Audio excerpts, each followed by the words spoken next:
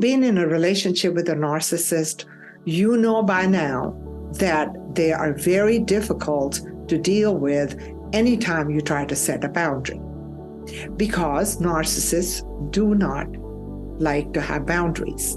They do not respect boundaries, and they often are known to violate boundaries. And the reason for that is because when a boundary is set, that means that they cannot control the situation, that they cannot manipulate you into doing what they want you to do. My name is Fawzia Shah. I'm a licensed clinical social worker. Welcome to my YouTube channel. In today's video, I want to talk about setting defensive boundaries with a narcissist. Let's get started.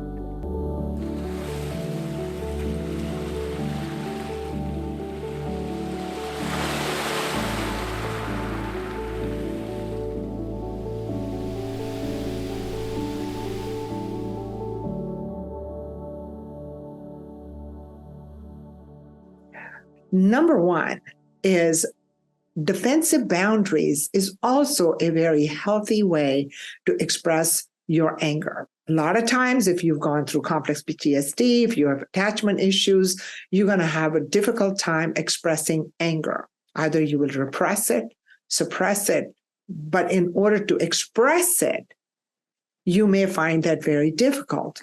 So I'm going to help you to kind of see how you can express your anger in a healthy way when you're setting defensive boundaries.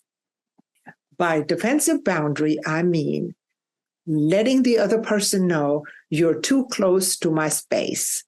You need to back off. This is where I draw the line by saying yes to yourself and no to the person who's actually trying to violate your boundary or control you.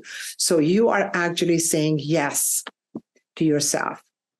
That's so important, isn't it? Feels good just to even hear it. So yes, learn to say yes to yourself and no to the narcissist. So it is very important to be very clear and very consistent with your boundaries. It cannot be today I feel like it and therefore I'm going to set this boundary. And, if they manipulate you or gaslight you or trauma bond you or love bomb you and you give up your boundary, they're going to know what your weak spots are and they're going to try to manipulate that. And then if you have attachment issues and you have difficulty expressing your anger in a healthy way, narcissist is going to take advantage of that. So being consistent means that know your boundaries, know what feels okay, and what does not feel okay. When you say no, stand by that. Know that your personal information is not to be easily shared with anyone. Matter of fact, I would be very careful on what information you do share. And it depends on how long you have known someone. But if you're in a relationship with a narcissist, any information that you share about yourself is going to be weaponized, because they can weaponize your fear of abandonment or your fear of criticism or your fear of rejection. And therefore, you have to be very careful what you share with them. Be careful, because they can take your private information and use it against you if you set boundaries and you don't let them manipulate you. In other words, saying yes to you and no to them. And the other one is to set consequences, to let the narcissist know that if you violate my boundary, I will have to limit my contact with you, or I may just not see you anymore, or I may not be in a relationship with you. Again, setting that boundary. So make sure that you're doing that. And then also make sure that you have enough support, maybe seeing a therapist and talking to them and processing what you're going through with a narcissist, and especially when it comes to boundary and expressing healthy anger. Another thing is, do not engage, do not defend, do not explain, and do not personalize. So remember this. It's very important when the narcissist wants to violate your boundary and they want to manipulate and control you and exploit you. You are the one who has to make sure that you are not engaging, you're not explaining, you're not defending, and you're not going to personalize that because it's not about you. Remember that this is what the narcissist does. So you have to make a clear boundary that this is not acceptable. I'm not going to allow this. I'm going to have to break the relationship, or I'm leaving the relationship and I'm no longer in it. Saying yes to yourself and no to the narcissist. Now, the other one is gray rock method. The gray rock method is to be very consistent in the way you provide information, or your answer should be very precise and very short without giving too much information about yourself or how you feel or what you think or what made you angry. Gray rocking means being to the point. Yes, don't know, maybe. So in this way, you're actually protecting yourself.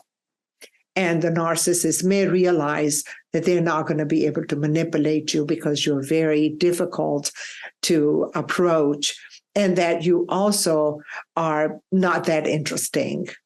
Make yourself as little interesting, as less interesting as possible, so they will leave you and go on to their next victim. One of the things, as I have said in all my videos, is please make sure that you pay attention to your self-care, because self-care is so important. So take care of yourself. Don't give up activities that you have always liked or enjoyed, people that you've always enjoyed, family members, whatever you were doing, make sure you continue to do that so you feel good about yourself. Very important, your self-care, because the narcissist will have you circling around them, and you lose yourself in that. Then you get very angry, and then your anger will come out in different ways. You know, sometimes you may just blow up, and then they look at you and say, well, what's wrong with you? Why are you getting all upset? Making you look like the one that has a problem, and that blaming you, embarrassing you, guilt-tripping you, shaming you. So I would suggest that go ahead and do the self-care, keeping the focus on yourself. So it's very important. And there may come a time when the narcissist is so abusive that you may have to limit your contact or go on no contact. In most extreme cases, you would have no contact. But I would suggest that it just depends on what your situation is. I would definitely get a therapist and talk to them and let them kind of help you through the process of contact or no contact. Also, how to set defensive boundaries with the narcissist. Most likely, when you are setting boundaries, defensive boundaries, like, no, this is not okay. I don't want to go with you today. I have other plans. No matter how much they insist, you say, no, I'm not going to do that.